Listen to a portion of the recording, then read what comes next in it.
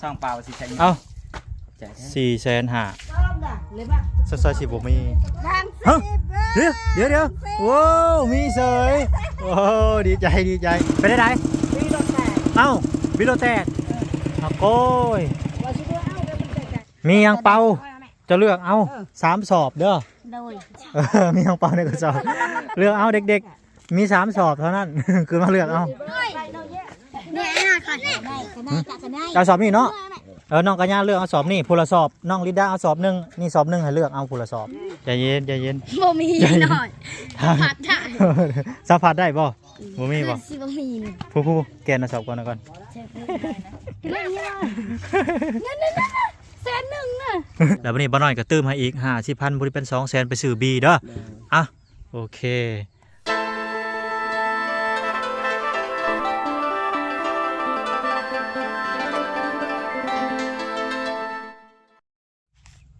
น้องพี่น้องเปิดภาพมาเมื่อนี้ทางบ้านน้อยก็มีภารกิจพี่น้องเมื่อนี้ก็ได้เนาะเข้ามาทำภารกิจก่อนปีใหม่ก็คือซื้ออั่งเปาพี่น้องมีผู้ใหญ่ใจดีเนาะอยู่ทางฝั่งใต้พี่น้องเพิ่นก็บอกออกซื้อเลี้ยงน้ำกับทานเก่าทานเดิมพี่น้องเนาะขอบบุญขอบคุณหลายๆพี่น้องเลยเพิ่นให้ทางบ้านน้อยเนาะเขามาซื้อทานทางน้องอเบยเพิ่นไปให้แต่ละครอบครัวที่กำลังสร้างบ้านอยู่บ่ว่าสิเป็นน้องแนนนาน้องกัญญาน้องไก่ทองเพิ่นน้องพี่น้องก็เขามาหาทางไอ้แก้วเพิ่นนี่แหละให้เพิ่นแก้ให้ว่าซั่นซะเนาะสบายดีไอ้แก้วสบายดีอันนิวอันนิวสบายดีลูก สบายดี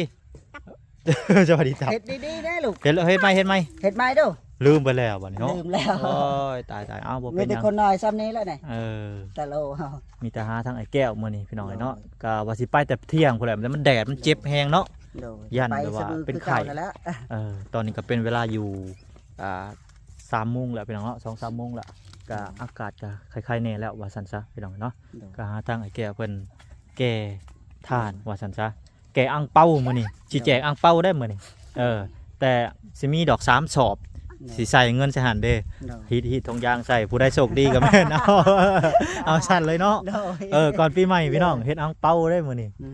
เงินก็บ่หลายดอกพี่น้องเล็กๆน้อยๆก็ยามันเนาะพอได้ให้ทางเด็กๆเพิ่นมีความสุขแหน่จักหน่อยเนาะ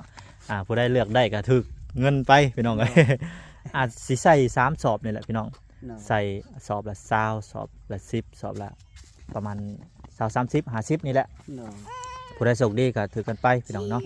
คือว่าเฮาบ่ได้เขียนบ่ได้หยัง บ่ได้เขียนได้บ่ได้เขียนใส่ได้ บ่ได้โชคก็คือว่าได้ ผู้ได้โชคดีก็ได้ไปเนาะ3หลังคาเฮือนพี่น้อง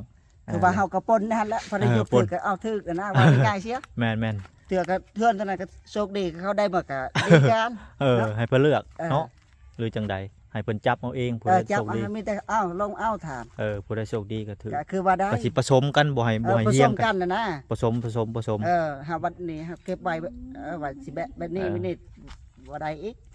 ผสมกันไปปนกันแล้วนะพระเดชโชคดีคือว่าได้ แม่นก็สิให้ค่าไอ้แก้วท้องค่ารถค่าล่างเพิ่นนั่นแหละคือเก่าคือเดิมนั่นแหละพี่น้องเนาะตามที่ความเหมาะสมนั่นแหละเนาะไอ้แก้วเนาะสำใดก็ได้ ว่าบ่ติดัก ว่าบ่ติพี่น้องเนาะทางไอ้แก้วเคยทุกข์เคยจนมาก่อนเราก็ได้ ก็ให้ได้ก็เอาสำนั้นแหละ ก็ถือว่าเราก็อาศัยแล้วก็ซอยคนไปนำเนาะก็ถือว่า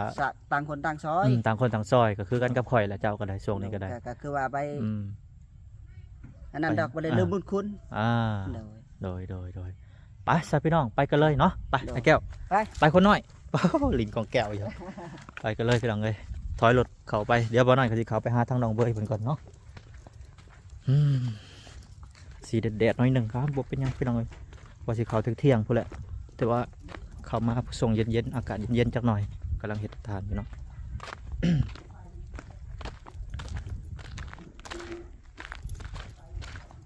ไปใช่เลย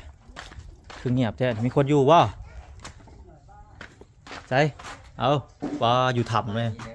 สบายดีจังใดทานขายแล้วบ่หรือยังทานนะยังนะนี่ใช้ไปไว้นี่ใช้อยู่ในคุณบ่โอ้เห็ดใหม่เพิ่นเลยเนาะนี่เนาะเห็ดเทือนครัวบ่เนี่ยโอ้หมอแหกแต่กระโปรงใหญ่ใหม่แล้วพี่น้องเนาะเทือนครัวจักซอบเนี่ย11 2 4 8 10 11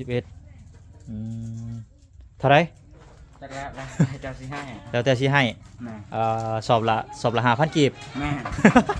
แล้วแต่สิให้ก็ได้สอบละ5,000เนาะรวยจังใดกินข้าวกินน้ำหรือบ่ สบายดีเด้อทางในฮะเด้อกินข้าวกินน้ำแล้วบ่ ยัง ยังไอ้แก้วกำลังติดรถไถมาพี่น้องมาเอาโอ้ได้อ้อมอยู่แล้วนี่เนาะย่างอ้อมมาพี่เอาบ่เป็นยังบ่สินั่นทางลัดนี่ตอกเบิดแล้วบ่ตอกแล้วบ่เลยตอกตะปูแล้วบ่พานี่ อยู่แพงนึง ยังอยู่แผ่นหนึงเนาะบ่ล้มบ่บ่ล้มบ่บ่ล้ม ลมยับ ลิเซียอ้อมบ่ลิซิลัดเป็นพี่ก็แล้วแต่ให้ไอ้แก้วถอยรถไถออกมาประมาณนี้พี่น้องเนาะโอ้บ่ได้ขี้ตกมาดังไฟพี่น้องบ่ขี้ตกกำลังตกนี่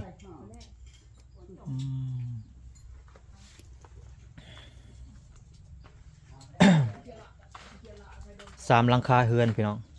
สามหลังคาเฮือนกะเบิ่งผู้ละ3ศอกเนาะ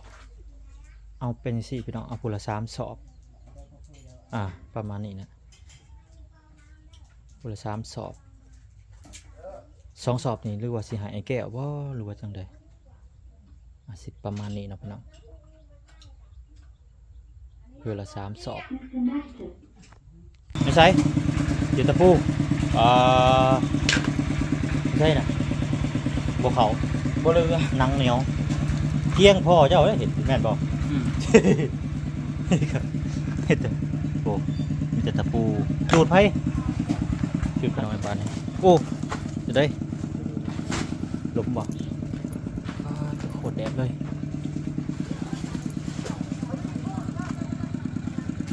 ล้มบ่หัวกระตูดนี่หัวกระตูด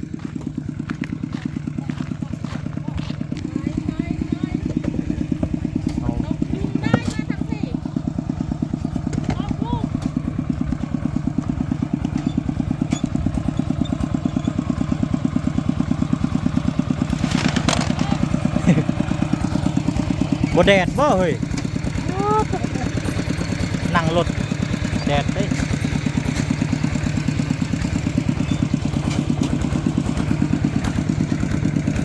ก็ดับเลยหรือบ่ดับก็ได้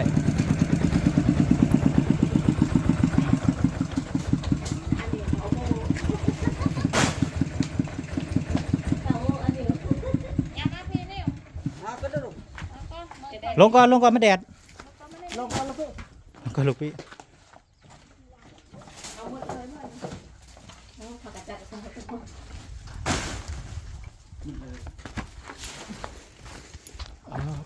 เดือดขนาดเลยเห็นไปใส่ก็ได้เข้าห่มก่อนสบายดีไอ้วันปลาตัวสบายดีแม่นี่อยู่สบายดีไหมสบายดีดูค่ะสบายดีแล้วออกคือสิบสบายไม่ได้ดอกแดดเลยลงก่อนเข้าห่มก่อนเด้อท่านเอาไว้เข้าห่มก่อนแดดก็ชิใหม่นี่ปวดโปกระดอกกระเดี่ยนี่เอ้ย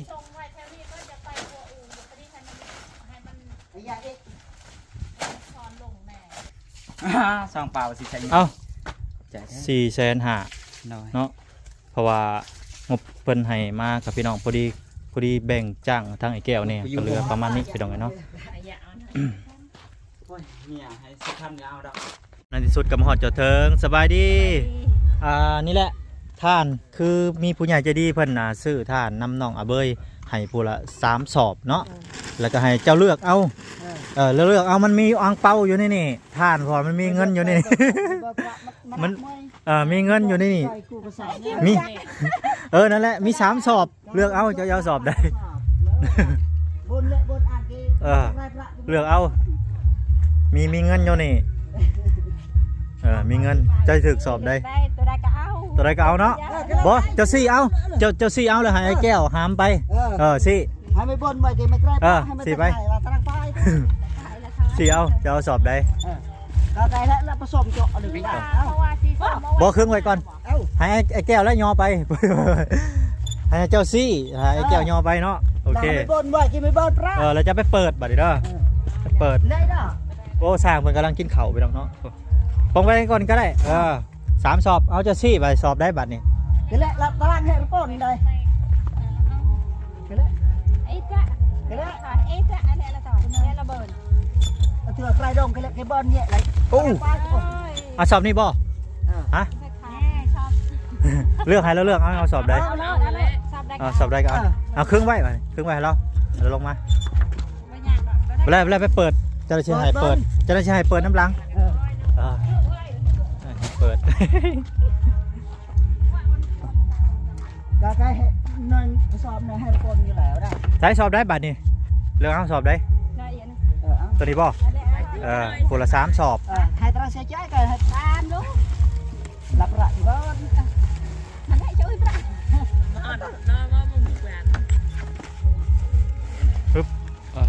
bơn lòng rồi đúng phải gì xíu เอาสวัสดีน้องเนน่า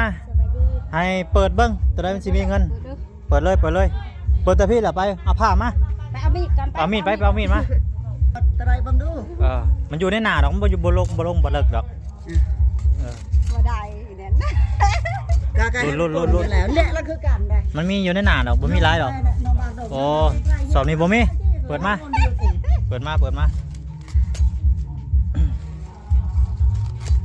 มันมีอยู่ในหน้าบ่หลายดอก บ่มี เช็ดบาดดิเดี๋ยวสอบสุดท้ายเอาลองเบิ่งดูสอบเบิ่งสอบสุดท้าย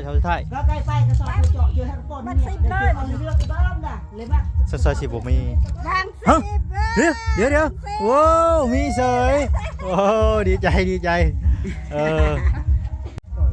ก็จะได้กะฟังให้ขอบบุญกับคุณทางผู้ใหญ่ใจดีทางฝั่งไทยเนี่ยเด้อขอบบุญกับคุณปะแน่ขอบบุญกับคุณ ขอบคุณความเจ็บอย่าให้เพิ่นไหลเด้อความขายอย่าให้เพิ่นมีอายุมันกันยืน สาธุเนาะผู้ใหญ่ใจดีทางฝั่งไทยพี่น้องเอ้าบาดนี้ก็คอยก็สิไปหาน้องลิดากัญญาก่อนเด้อบาดนี้เด้อ โดย โอเคไปพี่น้องไปแก้วไปใบมันสิค่ำพี่น้องเอ้ยพาออกไปเนาะเอาเนาะพี่น้องสอบนี่ก็สอบ1เอาลงไว้ให้ทางนายบ้านเพิ่นเพราะว่าใส่ค่าไฟนะเพิ่นทุกสิ่งทุกอย่างเพิ่นแบบว่าเพิ่นแล่นหาเนาะนี่ก็ฝากไว้ให้นายบ้านเพิ่นเนาะพี่น้องเอ้ยก็สิเว้านำแม่คำตาเพิ่นให้ไปให้พี่น้องเนาะโอ้ทางไอวินเพิ่นมาแล้วเอาสบายดี น้ำใจให้ โดย ในบ้านให้รับด้วยเด้อ เอาไว้ให้ช่วยเจ้าสอบ1เด้อไว้ใส่โดยมื้อนี้มากินข้าวสามัคคีเนาะ แม่ มื้อนี้มาสร้างเพิ่นมาเฮ็ดห้องน้ำแน่พี่น้องเพิ่นก็มากินข้าว ที่อยู่แล้วก็กินน้ำกัน โอเคเอาซะคอยกลับก็เด้อขอยสิไปพุ่นแหละเข้าไปมันสิมืดสิค่ำพี่น้องเอ้ยเนาะแต่ยังหลายหลังคาเฮือน2หลังคาเฮือนอยู่พี่น้องเอ้ยไปเลยพี่น้องเอ้ยเอาตอนนี้มาฮอดเฮือนน้องลินดากัญญาแล้วสบายดีว้าโตพักกระเทศยังมื้อนี้ลูกล่ะ ไปหางมห้ามกิน งมหอยได้บ่แดดไปสิได้ไปหางมหอยตอนนั้นก็เป็นไข่อีกเดี๋ยวโอ้ยจะมันตอนแรกอย่าไปเด้อบัดนี้เด้อตอนเช้าหรือตอนแรกอย่าไปหากินตอนเที่ยงน่ะบ่ได้เด้ตอนนั้นกินหมกย่อยคือนางน้อยน่ะบ่ได้เด้ย่อยหะลงมา มื้อนี้ฮู้บ่ว่ามายังมื้อนี้ ไปหู ไม่ฮู้เลยเนาะน้าบ่าวก็บ่ฮู้คือกันว่าหยอกโหทางป้าเพิ่นมาครับฮู้นํกันนี่ มานี่ มานี่ ยัง มา บ่ฮู้ มาใส่หนีคอยไว้ มาหนีเอามาหนีไอ้ฟังหนึ่งกว่ามาใส่หนี หลับนี่ไอ้หน่อยบ่ รับหนีมานั่งพี่มานี่มาหนีพันนึกว่าหนี ก็มา สบายดีมาได้ใช้เกาะ มางมหอย มาตรงงมหอยเซ็ตไม่จะต้องแกะรถเห็ดตัวเบาเอานั่งรอบมึงด้วยฮะ ไอ้ได้ยน กระยาดอกยนนะมันบตกมาใส่หัวเขาดอก ยังทันนะนี่ ยังใส่ตรงเสือเนาะหากมาเนาะเดี๋ยวแจ้งข่าวแป๊บนึง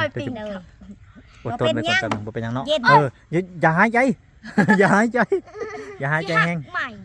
คือมื้อนี้มีผู้ใหญ่ใจดีเพิ่นนั่นเอาถ่านซื้อถ่านมาให้เจ้าเอาว่าถ่านเอาเบยเพิ่นเฮ็ดปาไว้แล้วก็ซื้อมาแล้วก็3หลังคาเฮือนน้องแน่นหน้าเฮือนเจ้าแล้วก็เฮือนน้องไก่ทองแล้วจะมียางเป่าอยู่ในหั่นมีเงินอยู่ในกระสอบท่านนะผู้ได้ถึกโชคดีก็แม่นได้เลือกเอาดีๆเลือกเอาเด้อผู้ได้มัก3 สอบเท่านั้นมันจะถึกดี ความจริงไอ้หน่อย เอ้าน้าบ่าวเคยตัวจะบ่ ไม่แต่ท้องหนึ่งได้เงินยืนกระสอบ มี3แต่ว่าเฮือนน้องในหน้าผู้ได้แล้วสอบ1 50,000 50,000บ่ฮู้ว่าเจ้าสิ ไอ้หน่อยอย่าตัวได้ เดี๋ยวสิให้เบิ่งคลิปน้องในหน้าจะหน่อยจะถ้าเจ้าเลือกเอาถือยัง2 สอบบาท เพราะว่าอยู่ในหันยังหลายสอบอยู่แต่ว่ามันมี2สอบเงินในหันน่ะบัดนี้แต่เจ้าสิเลือกถือบ่เท่านั้นแหละบัดนี้ โดยเย้ดีใจ ดีใจจะได้เพิ่นมาฮอดจังได๋นี่ โดย ถ่ารอถ่าเพราะว่าขับรถมาก่อนไปตรงไง มันใหญ่ รางวัลใหญ่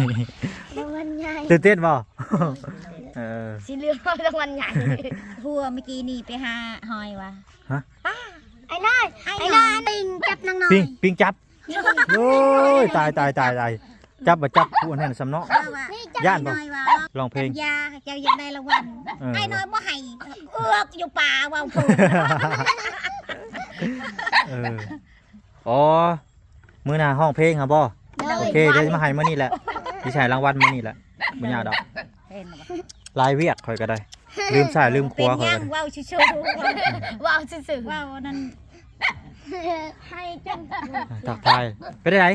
ฮะบ่เป็นจังไดฮะ มาอยู่กับมือกับเห่ากันเลย มานี่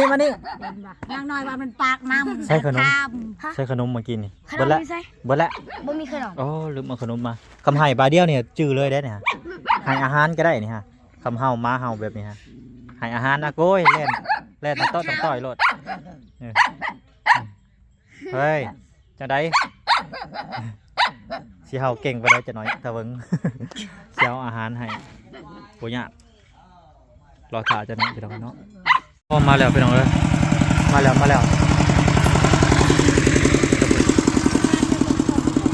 ปได้ไหนเอ้าบิโลแตกเอาโก้ย ว่าสิเอาแล้วมันไกลๆอ่ะ ตัวใช้เบิ่งได้คือว่าท่านก็บ่ได้นักเนาะท่านมันเบาๆนะมันแตกจากเถื่อแหละ ซ่อมน่ะ ฮะ นี่คือว่าสิเอาแค่จะ อ๋อมีอยู่บ่บีหาอยู่กันโอเคบ่เป็นหยังคอยไต่เมื่อก็ได้ใกล้ๆนึง บ่สิลบเอานี่มันแตกอยู่นี่เนาะปืนมาแล้ว เออ เอาเปล่าอยู่แล้วอีกเลือดมันเลือด มียังเป่าจะเลือกเอา3 สอบเด้อ โดย มียังเป่าในกระสอบเลือกเอาเด็กๆมี3 สอบเท่านั้น คือมาเลือกเอา จักสิเลือกตัวใด เนี่ย ตัวนี้แหละ เอาเลือกเอา ประแล้วเน่าก็ดักมันจักบุญจักบ้านได้ตัวใดใจกับตัวนั้นก็เอาตัวนี้ก็เอา ไอ้ตัวน้อยเนี่ยไอ้น้อยก่อน ได้ก็ได้ก็ได้ เอาสอบนี่เนาะน้องกัญญาเลือกเอาสอบนี่ผู้ละสอบน้องลิดาเอาสอบหนึ่งนี่สอบหนึ่งให้เลือกเอาผู้ละสอบโอเคเอาจะเลือกบัดนี้น้องกัญญาสอบตอนนี้แล้ว เลือกเด่นด่า เลือก ดาวบนพระ ได้สิ เมื่อกันว่าไกลนั่นมันแหละ ป้าสอบหนึ่งอันนี้สอบหนึ่งน้องลิดาสอบหนึ่งให้เลือก ใครเป็นเด็ก โอเคสีนี่มันงามนี่เห็นบ่นี่หยอกซื้อเลือกเอาเลือก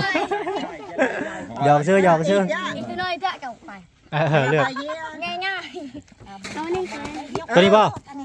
ตัวนี้ป่ะ ตัวน้อยเอาไป แกนอนเลือกไอ้เบิ่ม ป้าแล้วเลือกเอาตัวนั้นเลย จะไกลมาก่อยอันนี้เจาะมาไปก็สอบเบี้ยสวยตรัก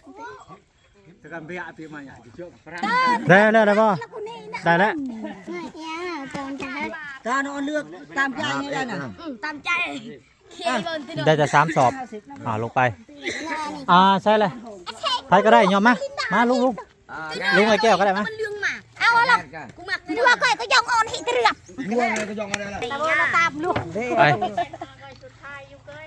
นี่ตั้งแถวนี้ก่อนนี่ตั้งโบเดดเด้อตั้งแถวนี้ก่อนก็ได้ลงเลย เบิ่มเลยหน่อย นี่เด้อนี่ตัว เอานางหน่อยตัวได้นางหน่อย น้อยได้กันยา กันย่าลินดา น้อยอีก โอเค กันยาได้มานี่นะ แบบนี้ กูเชื่อ อันนี้ได้แหละก็ก่อนผู้ใส่ซ้ำนู่นอีกก็กระเทียมตีไปอีกปืนเลย ก็ได้ ได้ ตาจะเชื่อดับ ได้เอา เกือบเปิดก็ได้ ไปไม่ได้เปิด เอ้า เชื่อจะ บอจุดเป เอ้า จุดเปเลยสอบก็ได้ปวดโพ บ่ไปไหน เน เลย ยนึกว่าเปิดไม่ใช่ คือไหนเบอร์ เปิดเด้อ อยู่ไปเลือกบอกอีกเบอร์ ฮู้ตัวคนเดือดตรวจ เปิดดู เปิด ฉันชอบก็ได้ เดี๋ยวเปิดเนี่ยบ่มีไอ้น้อยบ่มี เบิ่งพูดไปเบิ่งสอบนะพูดไปเบิ่งสอบต้นหน้าพูด เบิ่งสอบต้นหน้าพูด บ่เห็นไอ้น้ามีก่อนเลยบ่เห็นไอ้หน่อยอินเปรี้ยอีดูเอามีดไว้หน่อยบ้า มีดป่ะ เอามีดไอ้น้องหน่อยไปเอามีด มีด จะบินไปเตี้ยน้อยกับตะบนตีน้อยกับคุณหน่อยข้างแก้วนะ เอามีดมาเอามีดเอาไปเอามีดไปเอามีด ส่งคือสีใดแหละของเหลือง ยังชีชอบเนาะ ฮะ ยังชีชอบ ยังเฮือนหลังนั้นแล้วก็ไอ้แก้วสอบหนึงไอ้แก้วสอบหนึง ตะบนดูกูเกยตะหอม แกตะพูลงมาโลดปูตะพูล ได้ งมา เจะเลย ไรเนาะยังทานั่นมีด ทำมีดก่อนใจเย็น บ่มีหน่อย ผัดได้ สัมผัสได้บ่บ่มีบ่ สิบ่มี ผู้แกนสอบก่อนนะก่อน เช็คด้วยกัน ลองดูก็ไม่เต็มใจเด้อ ได้เถอะไม่ได้ก็ว่าได้ไปเป็นยังงอก มันอยู่ในหน้าดอกบ่ร้ายดอกจูดตะเบิ้น ตะบนดู ตัวนี้บัดนี้ ตะบน มันอยู่ในหน้าบ่ร้ายดอกอยู่2-3ก้อน ป่าบาป่าบ่ได้บ่บุญ ใจเย็น ใจเย็นใจเย็น สอบนี้ บ่เห็นนะ บ่เห็น เย็ด พอเบิดแล้วมันมีอยู่ในหน้าแล้วสอบนี้ บ่มี สอบนี้นี่เรือสอบสุดท้าย ตายแล้ว เชียวได้ได้ได้ ฮะไม่ใช่เร็วมีเจอแล้วมีเจอ เป็นไรเด้อ เข้าใจแล้วมีเจอเนาะอันนี้โอ้มีเจอ ได้ลงมา ใบชาวพันเนาะ ดีใจหลาย ดีใจป่ะสับดีกะ ดีใจ โอเค บ่ได้หลายก็ดีใจ ตั้งบริลายก็ดีใจเนาะ ก้าวบ่ได้ ถึกเชยเนาะน้องในนาเพิ่นถึก50,000กีบหรือว่า50,000น้องในนาเพิ่นเนาะ อาการมาแล้วจ้ะ แต่ว่าน้องลิดาได้20,000บ่เป็นหยังเนาะได้ทำนี่ก็ดีใจอยู่วันนี้ภารกิจก็สำเร็จเนาะเฮือนน้องลิดาเพิ่นก็ให้ขอบคุญขอบคุณทางผู้ใหญ่ใจดีอยู่ทางฝั่งไทยเพิ่นที่ซื้อถาดมาให้เนาะขอบคุญขอบคุณเพิ่นแน่ เด้อผู้ใหญ่ใจดีทางฝั่งไทยเด้อ เออ ให้มีแต่ความสุขความเจริญเด้อให้ร่ำให้รวยเด้อเคยสุขภาพแข็งแรงเด้อให้อยู่ดีมีแรงเด้อเบิดครอบครัว อืม สาธุ สาธุโอเค ดีใจหลายเนาะสำนึกกันเนาะเอาได้ทั้งทานพร้อมแล้วก็ได้อังเปา ก่อนปีใหม่แล้วก็บัดนี้ก็สิเข้าไปเฮือนน้องไก่ทองเพิ่นก่อนเนาะ เด้อ เรือสอบเดียวนะก็เรือสอบเดียวอาจสิเรือสอบสุดท้ายได้ก็เพิ่นกระถึกหั่นแหละพี่น้องเนาะเพราะว่าเรือสอบสุดท้ายได้ผู้ละสอบ ด้าน บัดนี้สอบเรือสอบหนึงก็ให้ทางไอ้แก้วเพิ่นมาดังแล้วก็สอบที่หนึ่งก็ให้ทางนายบ้านเพิ่นเนาะเพิ่นผู้มีพระคุณนี้มีน้ำใจพี่น้องเอ้ยโอเคไปก่อนเด้อสบายดีเด็กๆโดยสบายดีแล้วสิมาเยี่ยมมายามใหม่ไปพี่น้องไปภารกิจต่อพี่น้องไอ้บ้านนี้มาฮอดเฮือนน้องไก่ทองโอ้ยคือเงียบคือเหงาแท้อันนี้ไปใช้เบิดอันนี้สบายดี สบายดี ไปใช้เบิดอันนี้ เราไปหากิน ไปหากินไปแล้ว เลย อ๋อบ่มีไผจับอังเปาบัดนี้เนาะ คือว่าแหละเรือ3สอบสุดท้ายพี่น้องเอ้ยก็ได้เพิ่นก็ได้อยู่แล้วอังเปาเนาะเพราะว่ามันมี3สอบทางนั้นก็ถือมาส่งทานมื้อนี้เด้อ โดย มาส่งทานให้ทางผู้ใหญ่ใจดีเพิ่นอยู่ทางฝั่งไทยพุ่นแหละ โดย บ่อยู่จักคนเลยนี่เนาะไปเบิดเลยโอ้ยตายไปเบิดเลยโอ้เหลือแต่เฮือนพี่น้องเอ้ยโอ้ไอ้แก้วออกมาล่ะเอ้ยตายบ่อยู่จักคนพยาแล้วน้องบีรถกระแตกโอ้ยมื้อนี้จะมาเป็นอย่างสี่พี่น้องเลย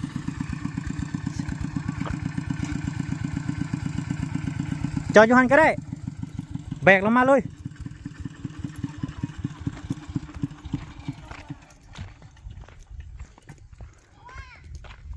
โอ้รถไหลเช็ดโอ้ตายเลยนี่รถไหลพี่น้องเลยจะเรียกว่างไว้บ่มีคนเลยเนาะบ่ไว้ก็ต้องไว้แล้ววะพี่น้องเลยโทษเขาลงบ่ได้เพราะว่าป้องกันแหละเพราะว่าอันนั้นบีรถแตกลงมาบ่ได้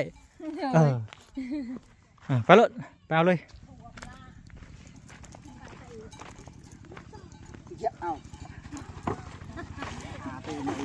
ไม่บ้านทานหาได้มันอยู่ชื่อเฮาหนุกให้มันเบาชื่อว่าโอ้ดังแป๊บเดียวคือไวแทนหมดแต่ฐานเนาะตอนนักแล้วน่ะดี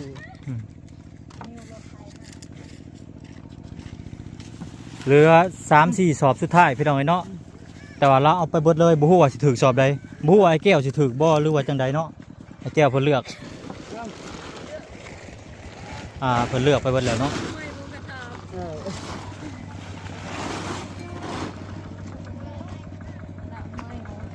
เออ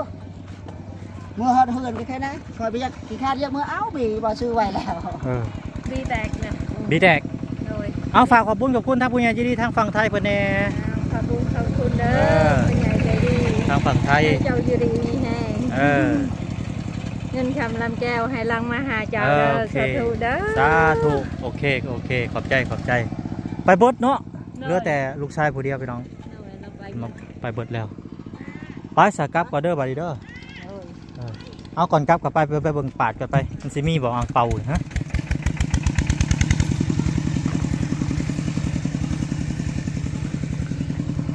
สิมีอยู่บ่อ่างเป่าหรือว่าไอ้แก้วถือไปแล้วบ่จัก เพราะว่าเพิ่นจับเอามาเลยพี่น้องบ่เลือกเลยเอามีดมาปาดเบิ่งดูถ้าปากมันนะสิมีบ่อ่างเป่าก็คือแบบเงินหั่นนะคือน้องในหน้าก็ได้ไปหา10,000กีบบัดนี้น้องเน้นบ่แม่นน้องกัญญาได้ได้เท่าไหร่วะได้20,000กีบได้20,000กีบเอามีดมาปาดเบิ่งมันสิมีบ่อ่างเป่าหรือจังใด บ่มีนะ โดย เอาจะได้คือหูเจ้าคือหวนบ่มีฮะ เจ้าคือหวนบ่มีเจ้าหวนบ่มีเอาเถอะบัดลงไปแบบไผใหม่เลยเฮ็ดได้ซะ ชุดไทยใหม่ไหมพี่ เอาบัดเวลาจะจกมันตกลงไปใส่ไผเด้มันสมุนเอาผ่ามาแล้วไปลองให้ปาดลองเบิ่งเพิ่นว่าบ่มีเนาะลองเบิ่งมันอยู่แค่ในหน้าดอกบ่หลายดอก เราพันเบิ่ง พันเบิ่งนี่นะมาอยู่แถวน้ำบริเวณใกล้ๆเนี่ยบ่ร้ายดอกใกล้ๆเนี่ยปืดเบิ้ง ใส่เอาปืดเอาสิหาซอยเอาโอ้บ่มีสอบนี่บ่มีโอเคสอบนี่มันอยู่บ่ร้ายดอกอยู่แคมๆมันนั่นแหละบ่ร้ายดอกตึ๊บเปิดเบิ้ง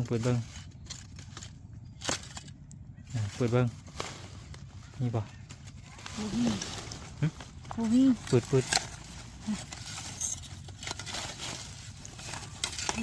มึงมีจับไปใส่ยังเรือสอบสุดท้ายนะว่าสิผมมีจ้อยนี่เรือสอบเดียวเรือสอบสุดท้าย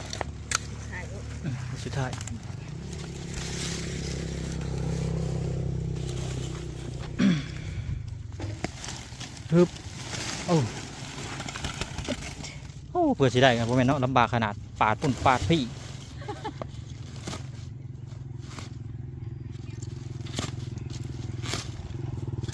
เฮ้ยหันแม่นบ่เบิ่งดูหันบ่อยากเปิดนี่มันเหี่ยวมาแล้วเด้เด้โอ้ได้เท่าไรนะจีออกมาเบิ่งดูจีเอาเบิ่งกัน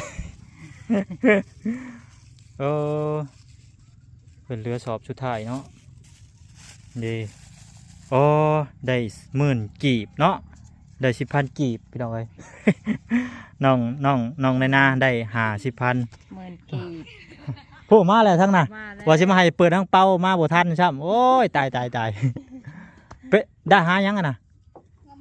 งมหอยนี่ทานนี่ ให้เปิดเชือกขนาด เปิดทางเป่าเนี่ยจะโชคดีได้เงิน เงินมันอยู่ในทาน โชคดี เงินมันผลิตทานผลิตเงินออก ทีแรกทำไมยี่บนนะทีแรกยี่บนเงิน100,000น่ะ เซ็น พามอายผู้ จะมาบ่ทันนั่นแหละเพราะเพิ่นเอาไปเบิดเลยเห็นบ่เพิ่นมาเปิดเอามันอยู่ในทานนั่นลือได้ผู้ละ50,000ผู้ชาวพันทานผู้ใหญ่ใจดีอยู่ทางฝั่งไทยเพิ่นนำมายายแต่เราเขาเพื่อน3เฮือนน้องแนนนาน้องกัญญาลินดานี่เด้ผู้ละ3เฮือนประกันหาหอยนี่เนาะใช่น้องใช่นี่น้องหลุมนี่เดี๋ยวพอแกง จะกระเซ็นลงมาเรียกได้เฮ้ไปตึกเนี่ย ไผสะลงไปครัวไผลงไปครัวปุ๊ นี่บ่ บ่ได้ไปลง บ่ได้ไปบ่มื้อนี้ บ่ บ่มีใครไป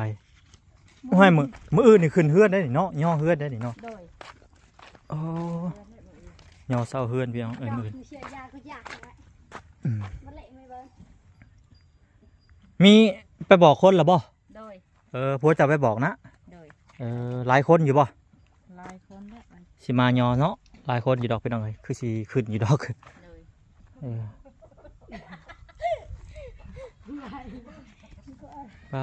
ไปงมหอยตากแดด อ้าวมันยังบดหัวบดโต๊ะบัวกันเลยบัดโอ้ยตายบดแดดบ่ไปหางมหอยตากแดดเนาะไปน้อยกะทางบ่อน้อยกะสีกลับไปก่อนบัดนี้เนาะถือว่าภารกิจบ่อน้อยกะสำเร็จจะได้ก็ขอบคุณเด้อทาง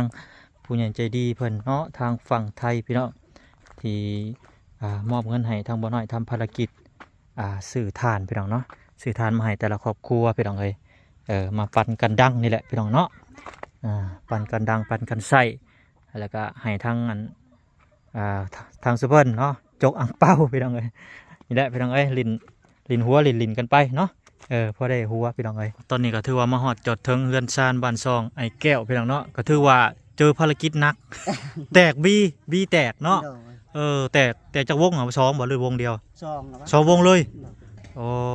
โตเนาะพี่น้องเนาะคือว่านัก บ่ เติบ ปี เป็น เก่านั่นนะ อ๋อ แต่เฮิงมันนี่ตอนนั้นเนาะค่อยเปลี่ยนมันนี่บ่ได้ไปซื้ออ ม มันนี่ค่อยทอดทิมตอนนั้นซื้อบีใหม่มันนี่ค่อยเก็บมาใส่อีก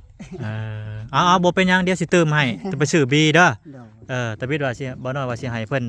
150,000เนาะแล้วก็สานสอบหนึ่งก็ถือว่าโอเคแล้ววันนี้บ่น้อยก็เติมให้อีก50,000บ่ได้เป็น200,000ไปซื้อบีเด้อ โดย โอเคเติมให้เพิ่นพี่น้องพอได้ไปซื้อบี ไปเปลี่ยนบีมื้อหน้ามื้อในเดี๋ยวหาใหม่เด้อโอเคสบายดีพี่น้องโอเคสบายดีไปพี่น้อง